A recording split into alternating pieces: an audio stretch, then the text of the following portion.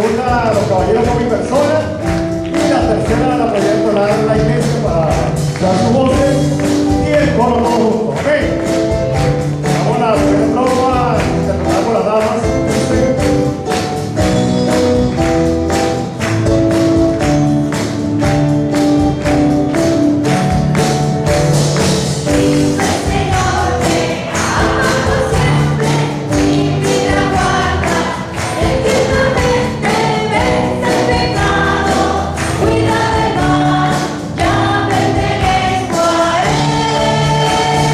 Ya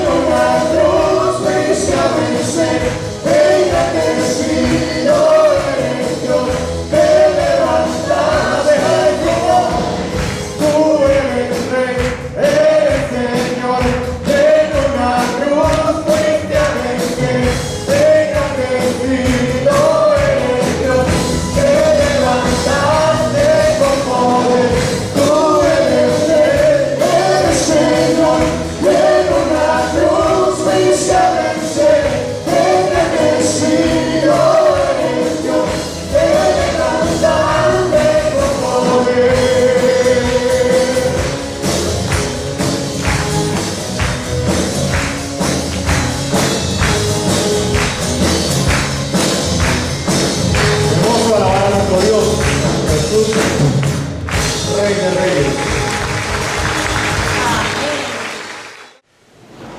Muy buenos días. Que Dios les bendiga. Nuevamente estamos acá. Ya le cantamos al Señor, ya le hablamos al Señor, ahora vamos a permitir que Él nos hable. Así que vamos a la Biblia, Filipenses, entramos, si leemos la Biblia, entramos en el capítulo 4. ¿Qué significa el capítulo 4? Es el último capítulo de la carta. Esta carta la estamos estudiando hace varios meses. Vamos a llegar hasta el último domingo de septiembre con esta carta, ¿sí? Faltan 4 domingos con ya el pastor Enrique predicó del 1 al 7, 4 del 1 al 7. Pablo nos ha traído por enseñanzas doctrinales de una manera tremenda, ¿no? Y exclusivamente a la iglesia. Decía uno de mis sermones anteriores, es que el Señor le está hablando a la iglesia. Y la iglesia soy yo, acuérdense, ¿sí? De manera singular, la iglesia soy yo. Yo sé que la iglesia somos todos, pero en sentido singular, la iglesia soy yo. Así que este mensaje va para usted. Este mensaje va para usted y para mí. Y finalmente llega al capítulo 4 y como venimos haciendo ese estudio inductivo, como venimos haciendo estos sermones expositivos, creo que ya Pablo está cerrando su carta y sopesa algunos puntos que solamente los tocó como que así, ¿sí? Aquí llega el punto principal del asunto por el cual nos ha venido hablando tantas cosas en el capítulo 1, en el capítulo 2 y en el capítulo 3. Y comienza la carta, vamos a leer. Invito a que abra su Biblia, capítulo 4, versículo 1 al 7. Dice: así que, hermanos míos, amados y deseados, gozo y corona mía, estad así firmes ¿en qué? En el Señor. Ojo con esto. Estad firmes, pero no en cualquier cosa. ¿Firmes en qué? Firmes en el Señor.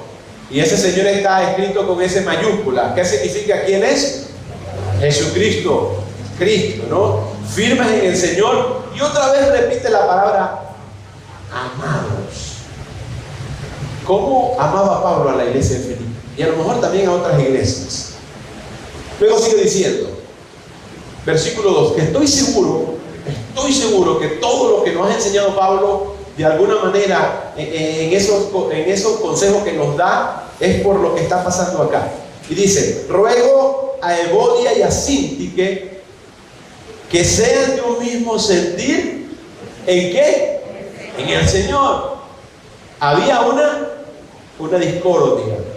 Y dice otra vez, versículo 3: asimismo, te ruego también a ti, compañero fiel, que ayudes a estas que combatieron juntamente conmigo en el Evangelio, con Clemente también y los demás colaboradores míos, cuyos nombres están en el libro de la vida. Versículo 4: regocijaos en el Señor siempre, no algunas veces. Regocijaos en el Señor siempre. Otra vez digo, regocijaos. Vuestra gentileza sea conocida de todos los hombres. El Señor está cerca, le acuerda Pablo a la iglesia. Versículo 6 y 7, un versículo que no lo sabemos y que nos trae mucho grato cuando lo leemos, cuando estamos en algunas circunstancias. Dice: por nada estéis afanosos, sino sean conocidas vuestras peticiones delante de Dios en toda oración y ruego con acción de gracias. Y la paz de Dios, que sobrepasa todo entendimiento, guardará vuestros corazones y vuestros pensamientos en Cristo Jesús. Amén. El Señor bendiga su palabra en nuestros corazones. Dice: así que, por lo que viene diciendo, ¿verdad? Ya les he hablado en 3 capítulos. Dice: así que, hermanos míos, amados y deseados.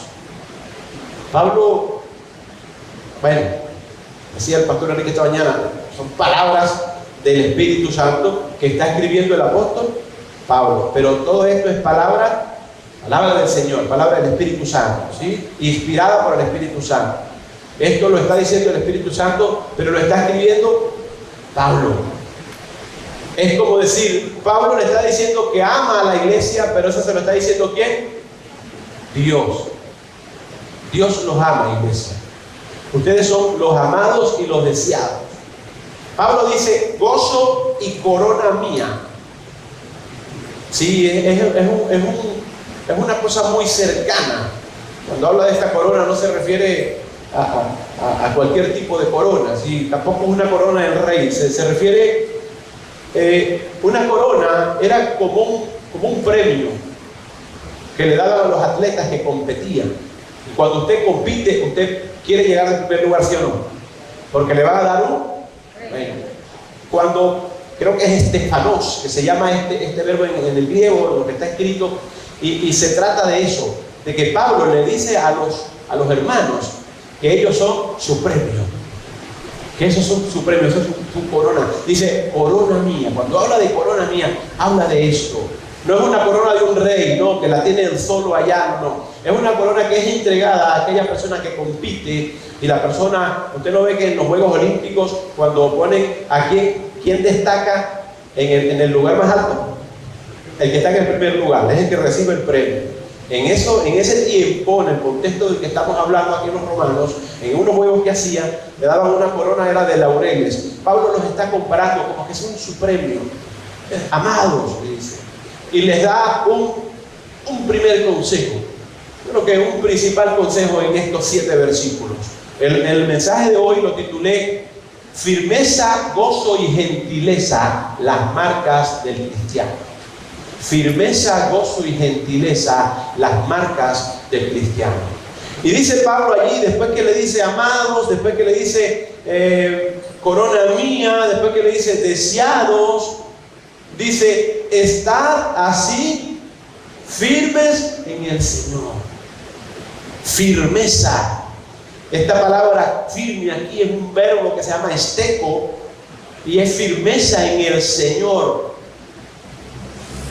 Es un sometimiento bien directo y casi perfecto a la autoridad que es Dios. Esto debe saberlo la iglesia. Usted y yo, para estar firme, en la firmeza que habla Pablo en esto, porque hay varias formas de aplicar la firmeza, ¿no? Hay firmeza en la fe, ¿sí? Hay firmeza en otras cosas, pero acá dice, ¿está firmes en quién? Está firmes en el Señor, está firmes en Cristo. Habla de un sometimiento directo y totalmente completo a Dios. Usted y yo, para estar firmes en el Señor, tenemos que entender que Él es nuestra autoridad. ¿Sí? Que Él es nuestra autoridad. Y que todo lo que Él diga es amén. ¿Verdad que a veces peleamos con Dios, sí o no? O yo soy el único. Ay, Señor, ¿y por qué me pasa esto? Y le preguntamos cosas a Dios como si Dios no lo supiera todo, ¿verdad? Como que uno le pregunta a Dios y como que si Dios nos mirara de arriba y se arrancara la cabeza y dice, ay, ¿verdad, hijo? ¿Por qué será? No, Él lo sabe todo. Él lo sabe todo. Pero a veces uno como humano pasa eso. Entonces, todas las cosas que se hablen acá, mi querido hermano, tenemos que compararlas o que aceptarlas en el plano espiritual. En el plano espiritual. Esa firmeza es espiritual. Usted y yo humanamente, carnalmente, no podemos hacer nada para estar firmes. No. No. Tiene que ser firmeza en Él, en el Señor. Por eso es que habla firmeza en el Señor.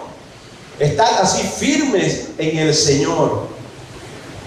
Hay varias maneras de que tú y yo, o sea, la iglesia puede perder su firmeza. ¿Sabía usted eso? Sí. ¿Será que podemos perder la firmeza? ¿Será que en algún momento nos hemos sentido que no estamos firmes? ¿Sí o no? Sí. ¿Se acuerdan en Mateo cuando Jesús habla de la casa en la roca y de la casa en la arena? ¿Cuál es la que no se lleva el viento? La que está en la roca. Y una roca es sinónimo de firmeza, porque está allí. Tú haces una casa en la roca y va a estar firme. Vendrá cualquier viento y no se la va a poder llevar. Cuando se construye en la arena, no hay firmeza. No hay firmeza. La única manera de estar firme en el Señor, escuche bien, se va a escuchar así como repetitivo, pero la única manera de que usted y yo estemos firmes en el Señor es estando en el Señor. ¿Sí? ¿Sí? ¿Sí se entiende? Estando en el Señor. Y para estar en el Señor hay que buscarlo. Y para buscarlo hay que escudriñar. ¿Sí? Para escudriñar hay que aprender. Para aprender, y todo eso se conlleva a eso, a la firmeza en el Señor. Pero como decía, hay varias maneras de que tú y yo, o la iglesia, puede perder su firmeza. Se puede perder la firmeza por una mala doctrina, como fue el caso de los Gálatas, que después, ¿se acuerdan que Pablo los llama insensatos, Gálatas? Dice, oh Gálatas insensatos. Después que le había hablado de la verdad, ustedes se van a otra cosa. Los Gálatas abrazaron un evangelio basado en las obras. Usted lee toda la carta a los Gálatas y abrazaron, después que habían creído en el Señor fielmente, abrazaron un evangelio que estaba allí como que basado en las obras. Y cuando hacemos esto, cuando tú haces esto, tú comienzas a construir sobre la arena y allí no hay firmeza, porque cree que todo lo que pasa es por ti. ¿Sí? Usted no ve que hay unas empresas que dicen, yo sí puedo, ¿no? Sí, y lo hacen como una especie de oración.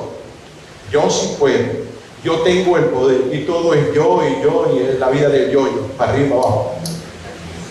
Sí. El yo personal, el ego personal se centra en la vida, y eso no hay firmeza. ¿Por qué? Porque tenemos que ser personas cristocéntricas. La persona cristocéntrica tiene a Cristo en su corazón, en el centro de su vida. Y Dios maneja el ego. Jesucristo se encarga del yo personal, porque Él nos salvó. Pero cuando pasa esto, como le pasó a los Gálatas, se puede perder la firmeza por una mala doctrina. O pudiera ser también, se puede perder la firmeza por una desilusión. ¿Y sabe que esto le pasó a los apóstoles? Sí. Se puede perder la firmeza. De repente usted dirá, no, eso es madurez espiritual, eso es inmadurez. Ay, el pastor no me saludó. ¿Sí o no? Ay, los hermanitos me miran mal. Ay, en la iglesia pasa esto, en la iglesia pasa aquello.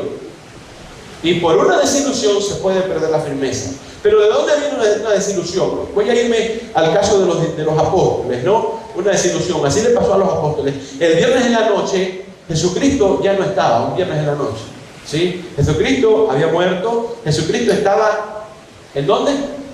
Enterrado. Y ellos no estaban creyendo en la resurrección. Sus ojos no veían más allá del viernes. Los apóstoles no pueden ver el domingo de resurrección. No pueden ver más allá. ¿Por qué?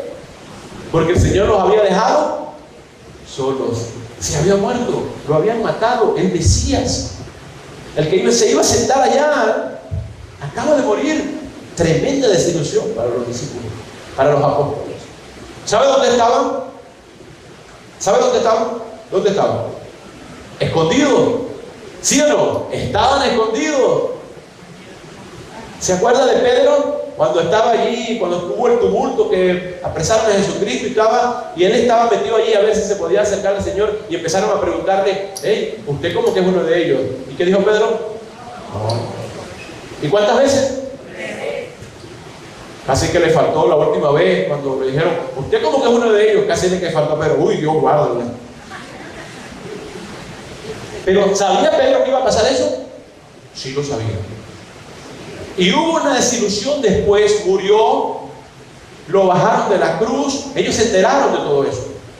Yo no sé si había Twitter, estaba a palpitar por ahí diciendo que ya lo habían enterrado, no sé, pero se enteraron, ellos sabían, Jesús murió el maestro, está enterrado en una tumba.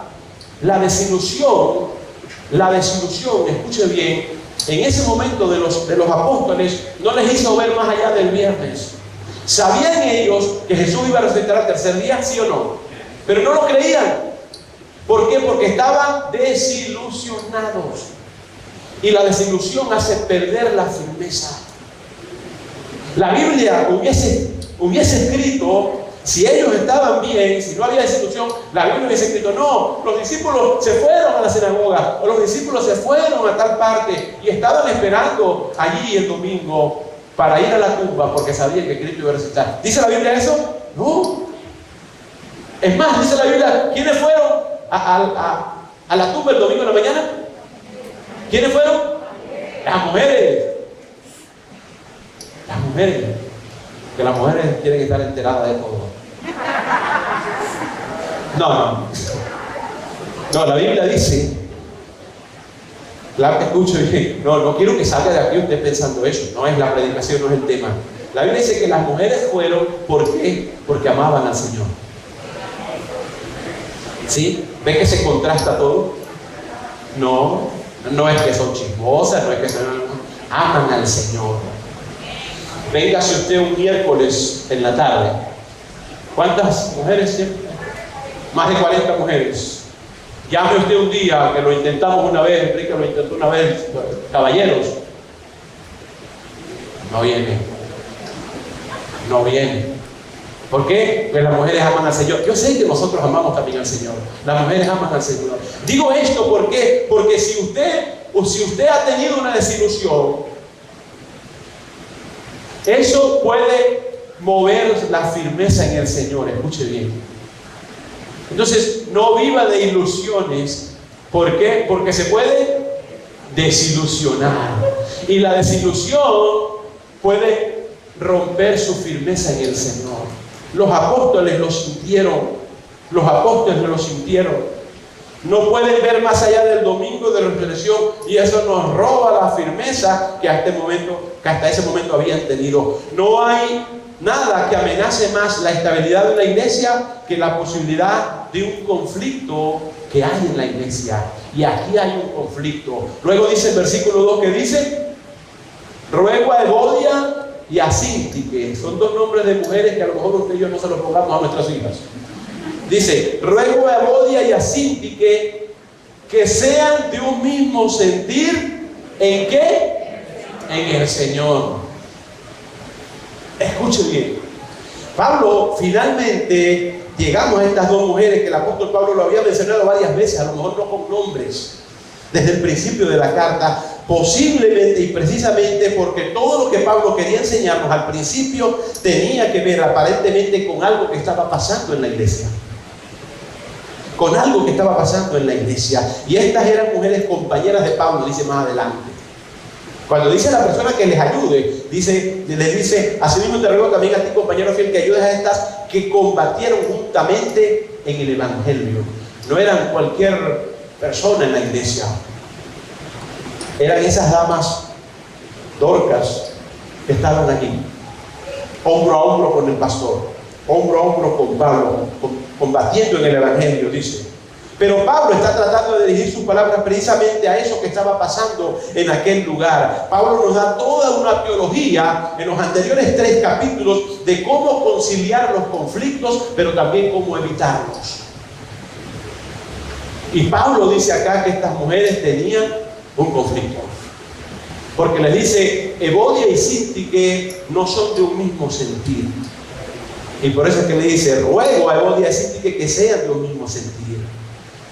Pablo nos da toda la teología en los otros capítulos y vamos a revisar 3 o 4 versículos anteriores para que nosotros podamos ver que ciertamente Pablo iba llevando una dirección. Si vamos al capítulo 1, versículo 27, mira lo que dice. 1.27, yo sé que ya no lo pasamos, solamente para ayudarnos, ¿sí?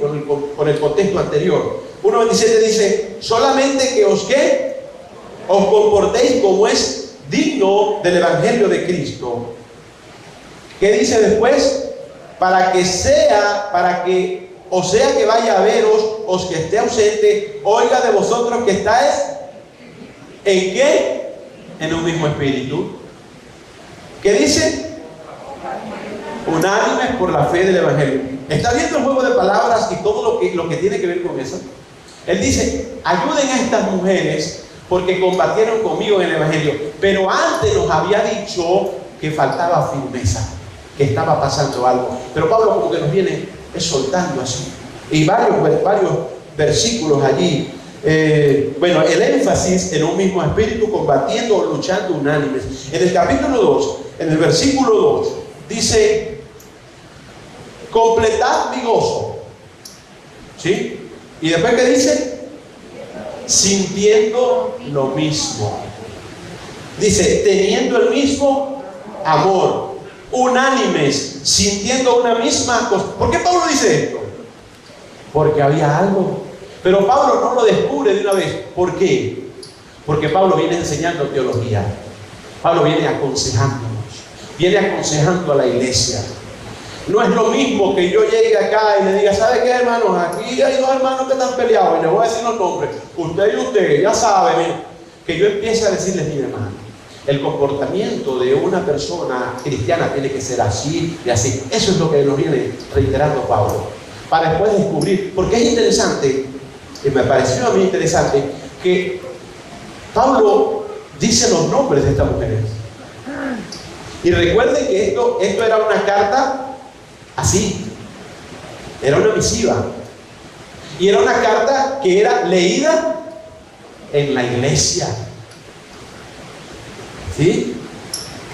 Se hizo público esto de Evodia y Síntique.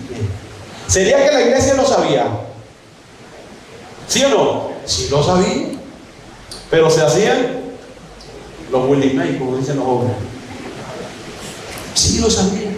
Pero Pablo quiere enseñarnos desde mucho tiempo eso, que están unánimes.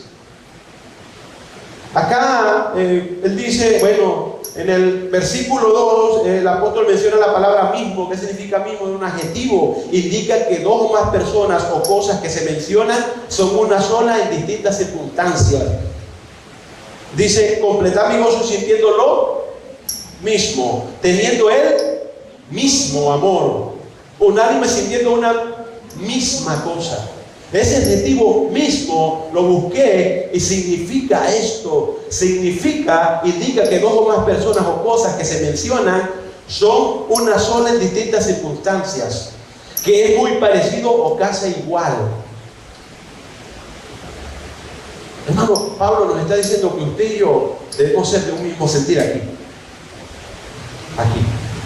Ser de un mismo sentir. Que no haya desavenencias. Ay, pastor, pero que sí, pero en el evangelio espiritualmente tenemos que ser unidos.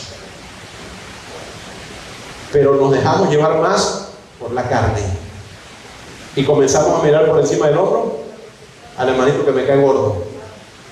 Puede pesar 20 kilos y flaco el hermano, pero dice: me cae gordo. ¿Por qué? Porque eso es lo que dice la sociedad. Y te metes eso en la mente, pensando carnalmente, y eso daña la unidad de la iglesia. Había un conflicto entre estas dos mujeres.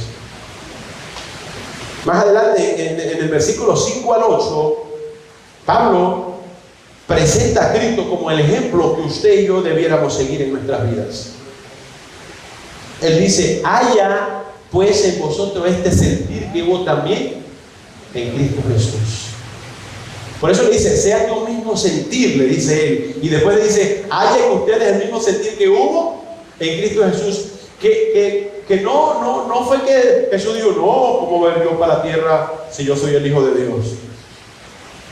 Dijo que se despojó de toda gloria y bajó y se hizo siervo para morir en la cruz del Calvario por nosotros.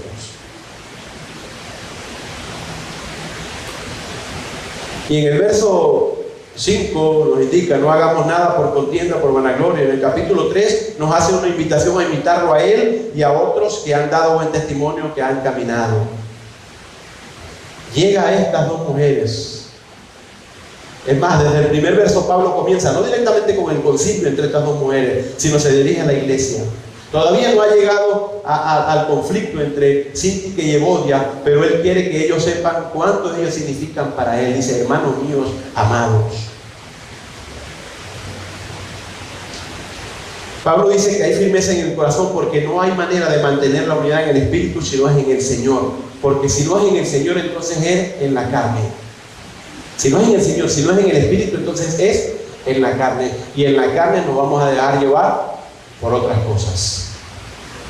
Y no vamos a amar como debe ser. Por eso dice la Biblia: ¿Por qué nosotros amamos a Dios? Porque nos amó primero.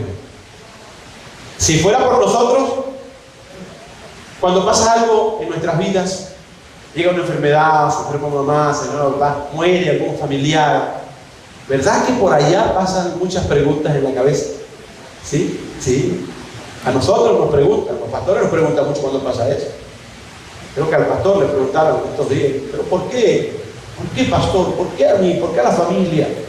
¿Por qué no le pasa eso a otra persona que se porta mal? ¿Por qué tiene que ser a un hijo de Dios? Esas preguntas son preguntas de la carne de alguna manera. ¿Que las vamos a seguir sosteniendo? ¿Que las vamos a seguir sosteniendo? Claro que sí. Pero hay que entender lo espiritual y lo humano lo humano. Y Pablo les está hablando de esto. Dice, por eso es que no es una firmeza en la iglesia, no es una firmeza en el pastor, no es una firmeza en el enlace, no es una firmeza en la economía, porque la economía no es firme, decía el pastor Enrique en esta mañana. No es una firmeza en quién, en Cristo. Es una firmeza en el Señor. Tal vez usted diga, ay, otra vez esto, ¿por qué Cristo? ¿Por qué Cristo? Porque Cristo es el dueño de todo. A Él se le dio todo, desde el Génesis hasta el Apocalipsis. Esto es lo que están recibiendo sus hijos los domingos atrás en la mañana.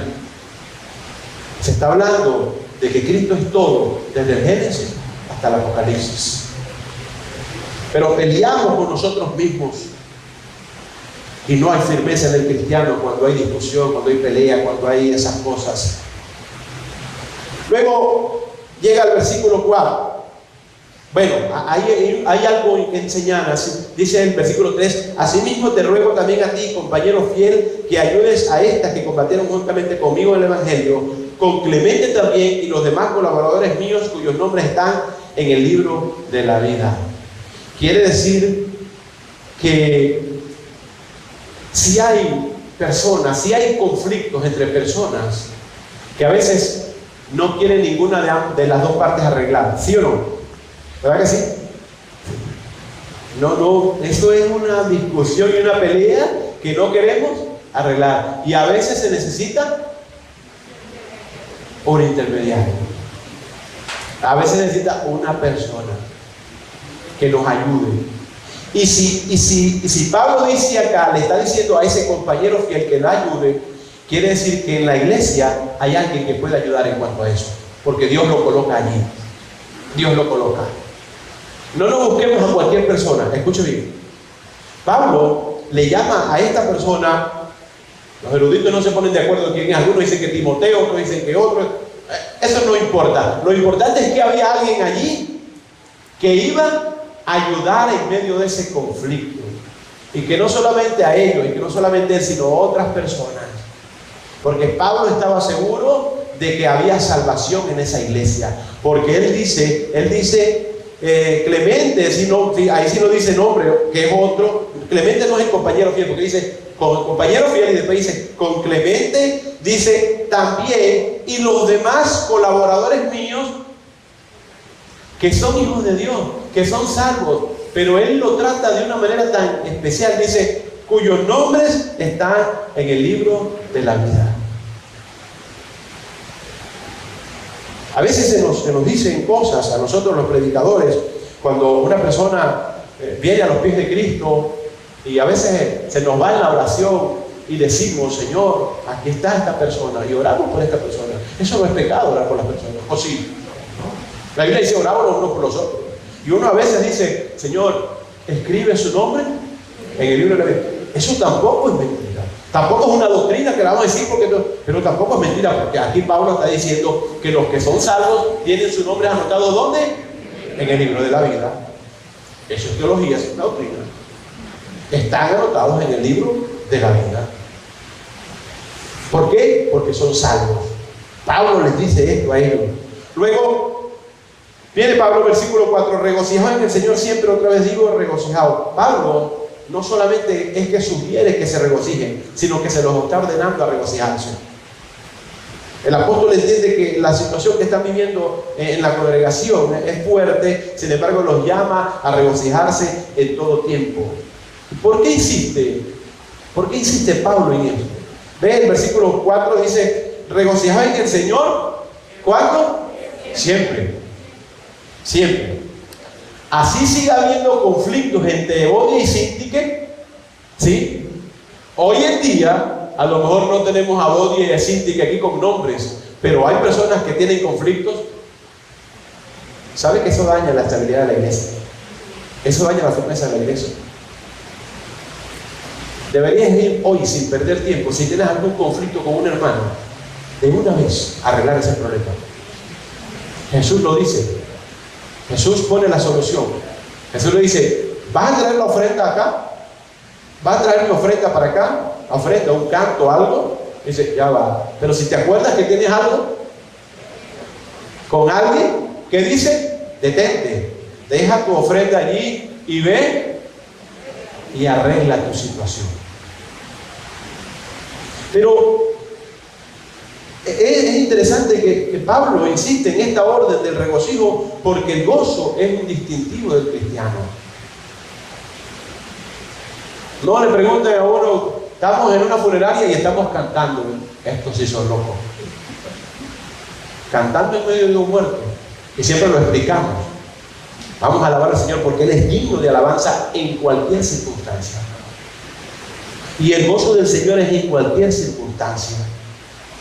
Es más, en esta carta a los filipenses, más o menos la palabra gozo o regocijarse o de otra manera aparece lo más probable como 16 o más veces en toda la carta.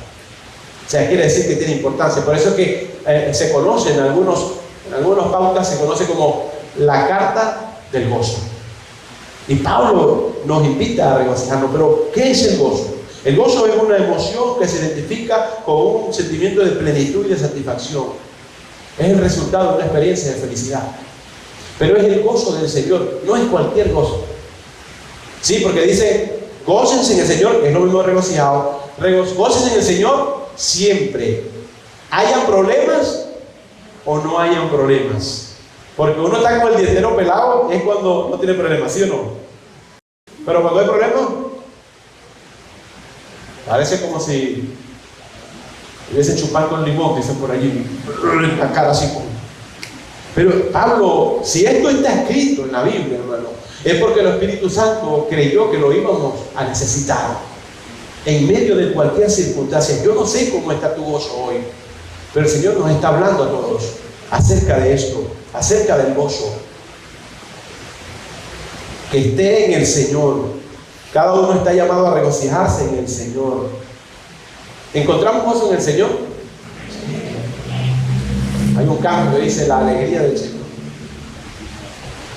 Quizás alguno preguntar: ¿cómo es posible que una persona se pueda gozar en una situación fuerte? ¿Cómo es posible que yo me goce en estas circunstancias? A lo mejor uno lo encuentra ilógico, ¿no? Depende. Puede que incluso llegue alguien a decir: si alguien se pusiera en mi lugar, no estuviera tan gozoso. Lo que pasa es que el gozo de lo que está hablando acá es el gozo del Señor. ¿Hay motivos para gozarnos todos los días? El hecho de que usted y yo estemos vivos todos los días es motivo para agradecer a Dios y para estar gozoso. Por eso es que Pablo lo recomienda y dice: gócense en el Señor, regocijen en el Señor. Pero no, ¿qué es lo que dice uno? Ay, nadie está pasando por lo que yo estoy pasando. Esto sí es fuerte, ¿sí o no? No, esto es un problema más grande, como si no hubiese problema más grande. El problema más grande es el que yo, y esto me roba el gozo, ¿sí o no? ¿Quién va a estar alegre con tantas cosas? Ya el dólar va a llegar a 10 bolívares y esto, hermano, todo nos hace perder la firmeza. ¿Por qué? Porque estamos confiando, no es en el gozo del Señor, estamos confiando en cualquier gozo. Pablo nos está diciendo que estemos firmes, depende de la economía del país, no, que estemos firmes en el Señor. Me llama la atención, y esto me pasó ayer, el viernes, la hermana Flor, la que oramos, perdió a su hijo en un accidente. Ella, bueno, el hijo tuvo una situación, no lo pudieron dar el mismo día, lo dieron al otro día en la mañana, bueno, en la mañana no, como al mediodía. Ella antes en la noche me había dicho: pastor, ¿será que pueden hacer un servicio? Claro que sí, hermano, pero no se preocupe por eso, de eso se encarga la iglesia. Y el viernes estuvimos allá. Bueno, se cantó y se llevó el mensaje. Había mucha gente y sobre todo jóvenes. Y saben que se me acerca la hermana Flor y me dice: pastor, en medio de mi tristeza siento gozo en el Señor porque estos jóvenes escucharon la palabra de Dios. ¿Está viendo? Este es el gozo del que estoy hablando. Este es el gozo del que está hablando Pablo. No es cualquier gozo. No es el gozo de que usted siente, no sé, porque encontró algo barato, o qué sé yo, no sé, o porque mañana el dólar amanezca 5 bolívares, qué sé yo. No es ese tipo de gozo. Porque eso no nos da el gozo. Eso no nos da firmeza. Es el gozo que viene del Señor. ¿Y saben qué? Es que mañana es un día de esperanza. Porque yo no sé lo que va a pasar mañana lunes, pero ¿quién sí lo sabe? Bueno. Y yo estoy bajo la voluntad de Dios. Pase lo que pase mañana, Dios lo sabe, pero yo no lo sé. Por eso es que yo tengo que ir a Dios, a pedirle a Él que me ayude a entender todos los días esto. Y por eso es que Pablo nos manda a regocijarnos en ese gozo. Hebreos capítulo 12, versículo 2 dice, un versículo que a lo mejor no lo sabe, dice: puestos los ojos en Jesús, el autor y consumador de la fe. Y hay una coma. Mira lo que viene después. El cual, por el gozo puesto delante de él, sufrió la cruz.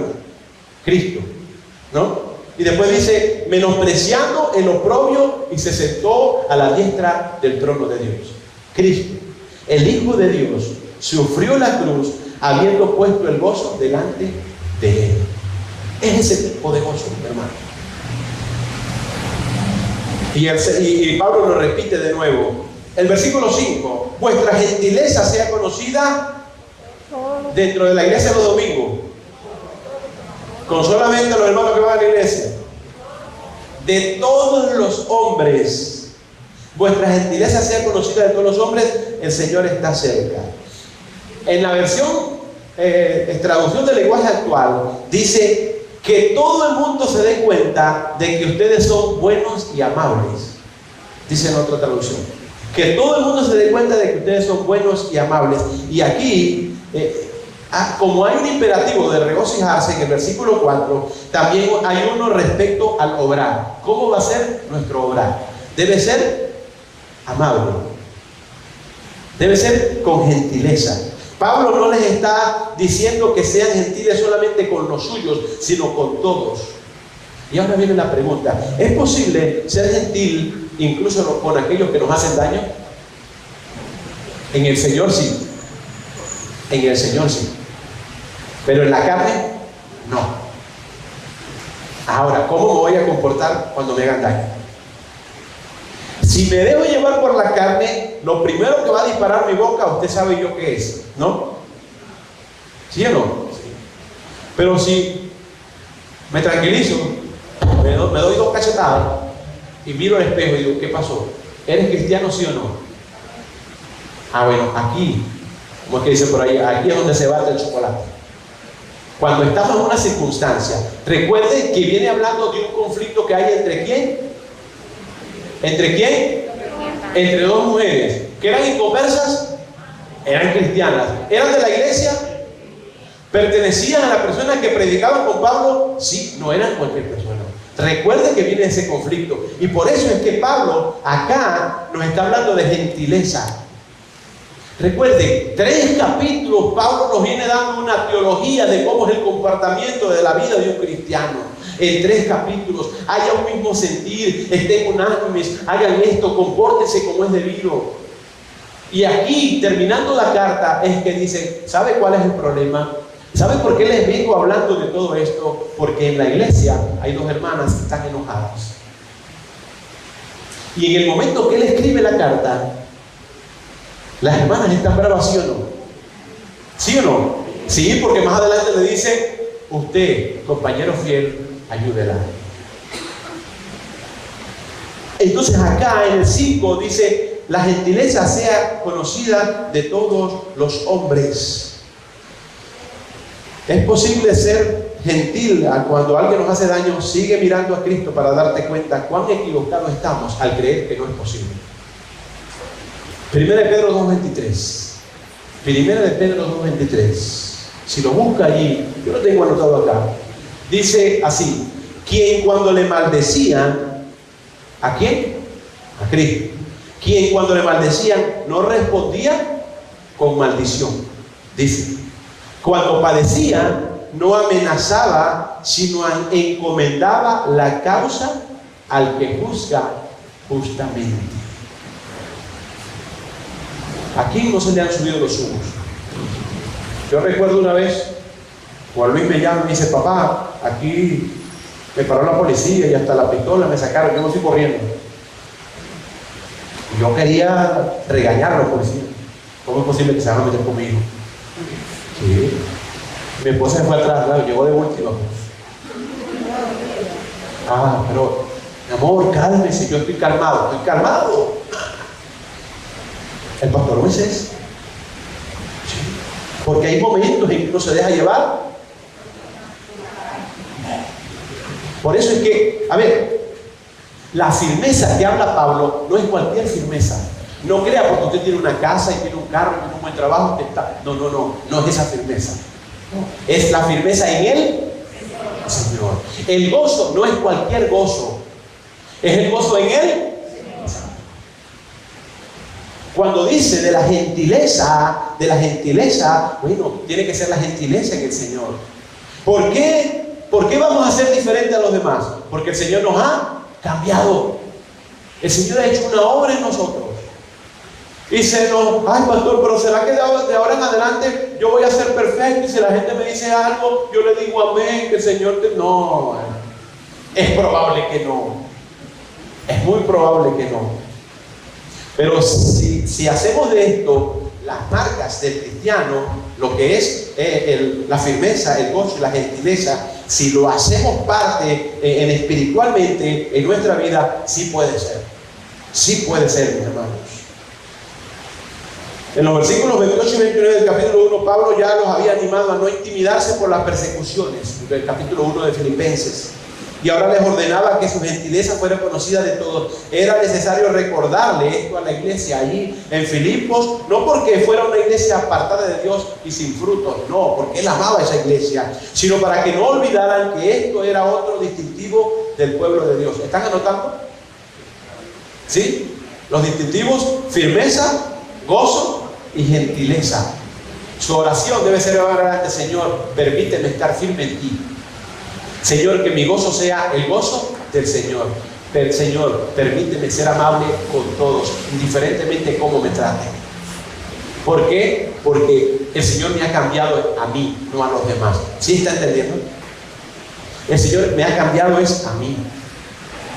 No es cuestión de orgullo, es la verdad. El Señor murió en la cruz por todos, pero solamente cambia aquel que va a la cruz a pedir perdón por su pecado. ¿Sí está entendiendo? Es fácil. El Señor murió en la cruz por todos los pecadores, ¿sí o no? Sí.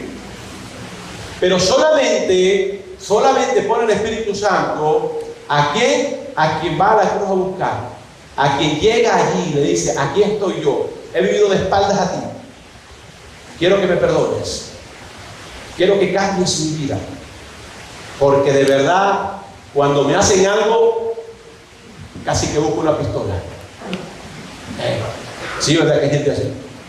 No, pero la sociedad, me disculpan los que están estudiando psicología o sociología o esto, la sociedad que nos está diciendo: no, es que él es, su temperamento es, no, el Señor cambia todo. Mire, le han sacado otra vez, los que están estudiando esto y que saben que no lo estoy diciendo por hacer mal, pero, y lo decía creo que en una predicación pasada, ¿saben que a las personas que les gusta robar, no, es que ellos no son ladrones? ¿Ellos son qué? Ajá. Ahora tienen una palabra hasta bonita, ¿no? Pobrecito, es que él es cleptómano. Vamos a darle unas clases. ¿Por qué? ¿Para que siga robando? Los que mienten no son mentirosos. Porque, ojo, la Biblia habla de mentirosos. La Biblia no habla de ¿qué? ¿Cuál es la palabra? Mitómano.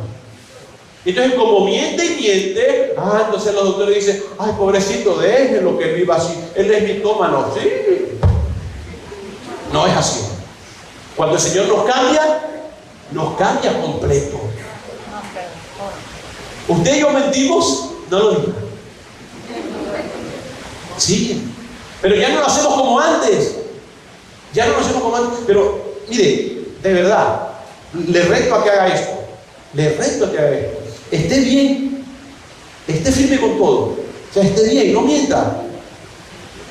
Sí, o sea, si usted va en su vehículo y lo para la policía, usted tiene que estar preparando la mentira, ¿sí o no? ¿Qué me irá a preguntar? Porque de paso, otra vez, disculpen si hay un policía acá, hacen las preguntas más profundas del mundo, ¿no? ¿Cuál es su nombre? ¿Hacia dónde se dirige? Como si no le fuera a decir la verdad, como si el malandro decía, bueno, yo soy malandro y yo voy a robar algo. A ver, pero el cristiano, la marca del cristiano quiere decir que usted y yo debemos ser amables. Entonces, como no traemos, no sé, de repente no soy chofer de carro, ahorita que apenas que tengo una moto, ¿no? Pero hay que estar bien en todo eso, ¿no? Porque si no estamos bien en algo, vamos a empezar a mentir. Y vamos pasando la línea de un estado a otro y nos dicen una pregunta y dicen, ay no, es que voy para ir mismito, ¿sí? Vamos pasando Caja Seca. Y por otro, no, aquí mismo en Caja Seca, mentira, va para allá para Colombia. Pero mentimos. Y entonces se convierte en ¿qué? En algo que hacemos consecutivamente. Y eso no es amabilidad. Eso no es amabilidad. Los tres distintivos del cristiano: firmeza, gozo y gentileza. Cabe destacar que los Filipos, la iglesia filipense era una iglesia sana. Pablo desde un comienzo agradecía a Dios por la comunión que había entre ellos. Pero también les exhortaba y le dice: el Señor está cerca. En primer lugar, esto del Señor está cerca. Hay dos cosas, ya voy a terminar.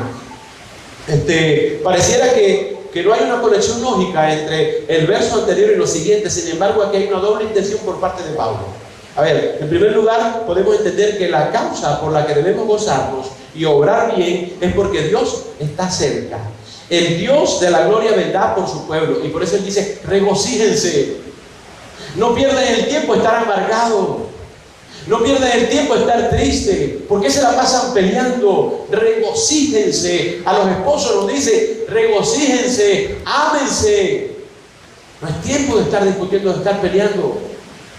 Gócense en el Señor. Si es una familia cristiana, gócense en el Señor. Y después le dice: ¿por qué? Porque el Señor está cerca. Por eso dice, hay un juego de palabras ahí. Puede decir que el Señor está cerca. A ver, ¿qué es lo que el pueblo de Dios está esperando? ¿Cuál es la esperanza del pueblo de Dios? Irse con el Señor, ¿sí o no? Y el Señor lo recuerda. Pero también hay otra cosa como lo podemos tomar. El Señor está cerca. A ver, yo tengo que ser amable porque el Señor me está. Así es. Yo tengo que ser diferente porque el Señor está. Yo tengo que ser una persona de gozo porque el Señor está a pesar de cualquier circunstancia. Y yo tengo que ser una persona firme en el Señor porque el Señor está conmigo, el Señor está cerca de mí. Es allí donde combate Pablo esto. Luego los dos versículos últimos, el 6 dice: por nada estéis afanosos, sino sean conocidas vuestras peticiones delante de Dios en toda oración y ruego con acción de gracia. Ya sabemos que la situación que vivía la iglesia de Filipos no era la mejor. Aún con esto Pablo, haciendo referencia a las palabras de Jesús que se encuentran en Mateo 6, 25 al 23, que dice: por nada estéis afanados. En vez de afanarse, vayan a Cristo. En vez de afanarse, vayan a Cristo. No te afanes, ve a Cristo, ora, ruega al Señor. Él está cerca, Él tiene cuidado de ti, Él sabe de lo que tú tienes necesidad. No es cuestión de afanarse. David Wilkerson, un predicador en los barrios bajos de Nueva York, uno de los hombres que se atrevió a ir a esos barrios bajos en la época del 60, cuando las bandas estaban allí, la droga se movía y todas esas cosas, dijo lo siguiente: no es por falta de tiempo que no oramos. Escúcheme, porque aquí Pablo dice: por nada sea afanosos, sino sean conocidas vuestras peticiones delante de Dios en toda oración y ruego. Es decir, oren, sí, oren, no se afanen, oren. Y David Wilkerson decía: no es por falta de tiempo que no oramos, es por falta de deseo. ¿Sí? No es por falta de tiempo, es por falta de deseo. Y termina la frase así: Hacemos tiempo para todo lo que verdaderamente nos interesa, ¿sí o no? A ver, él la deja como en el aire. Hacemos tiempo para todo lo que verdaderamente nos interesa. Es decir, que si no hacemos tiempo para la oración es ¿por qué? ¿Por qué? Porque no nos interesa. Sí, discúlpenme que sea tan directo, pero es así. El hermano Quintero siempre nos decía, mira hermano, con su voz, mira hermano, es tan difícil orar, que si a mí me pone y me dice, mire, cargue este camión de arena de aquí para allá, o una hora orando, yo prefiero cargar el camión de arena. Y era un hombre de fe. Pablo nos recuerda que debemos orar, porque de alguna manera parece ser que no sé cómo era la oración de Evodia y Sinti. ¿Sí? ¿Será que Sinti que estaba orando por Evodia y Evodia por Sinti? No, porque no eran de un mismo sentido. ¿Será que eso pasa en la iglesia? ¿Sí se pasa? ¿Será que está pasando? ¿Será que usted tiene que levantarse de su puesto e ir a una persona a pedirle perdón hoy? Yo no lo sé, porque yo no escudriño corazones, no. El que lo hace es Dios. Pero a lo mejor es un llamado de atención, porque era un llamado de atención a la iglesia de Filipos. Y si el Señor quiso que se predicara esto hoy acá, es porque a lo mejor nos está llamando la atención, o porque a lo mejor nos está tocando la puerta y nos diciendo, cuidado, puede haber un conflicto a futuro. ¿Ya sabe cómo vas a actuar? Ya sabe cómo vas a actuar. Está aquí en la iglesia. La oración es una cuestión de vida o muerte. Si no somos una iglesia de oración, somos una iglesia que está propensa a morir. Termino ya, listo. Aquí está Daniel ya. Y la paz de Dios que sobrepasa todo entendimiento guardará vuestros corazones y vuestros pensamientos en Cristo Jesús. Inmediatamente en el verso 7 muestra las consecuencias de orar con acción de gracias. ¿Sí? Oramos y somos agradecidos. ¿Qué va a pasar? La paz de Dios que sobrepasa todo entendimiento guardará nuestros corazones y nuestros pensamientos. ¿En dónde? ¿En quién? En Cristo Jesús. Ahora sí, concluyo con esto. La vida del creyente, y lo escribí acá, la vida del creyente debe ser una vida llena de felicidad y alegría por lo que Dios ha hecho por nosotros a través de su Hijo Jesucristo. Cuando usted algo le vaya a dar tristeza, escúcheme bien, otro consejo. Cuando usted cree que algo le vaya a afanar o le vaya a dar tristeza o vaya a ponerlo así enojado, acuérdese de lo que Cristo hizo y acuérdese de lo que Cristo está haciendo en su vida. Si usted está vivo es porque Dios tiene un propósito para usted, pero el propósito no es que usted amargado, que usted esté amargado, ¿verdad? Ni que esté triste. El propósito es que usted sea feliz, porque Cristo está con usted y está conmigo. Ese es el deseo de Pablo, ese es el deseo de Dios. Que todo lo que Dios hace, lo hace para nuestro beneficio. Y como dice el último versículo, esto redundará en una paz indescriptible que supera todo entendimiento y todo conocimiento y guardará nuestros corazones y nuestros pensamientos en Cristo Jesús. Iglesia, Dios está trabajando en cada uno de nosotros. ¿Que van a haber circunstancias? Sí, pero el Señor nos está dando la manera en cómo usted y yo debemos encaminarnos. Bendito Dios, gracias Señor por tu palabra. Gracias Señor porque hoy pudimos alabarte y glorificarte. Pudimos ver a los hermanos, pudimos estrechar nuestras manos con el hermano, algunos pudimos abrazarlos. Señor, gracias porque pudimos alabarte con toda la libertad. Gracias porque pudimos escuchar tu palabra. Ahora Señor, ayúdanos a ponerla en práctica, Padre. Que sea alguna desaveniencia, alguna situación, que tú nos dirijas a través de tu Espíritu Santo. Que esa firmeza en el Señor, ese gozo en el Señor y esa gentileza sea una marca distintiva en nuestras vidas cada día, Señor. Recibe la gloria y recibe la honra. Te lo pedimos en el nombre de Jesús. Amén y amén. Muchas gracias, mi hermano. Dios les bendiga.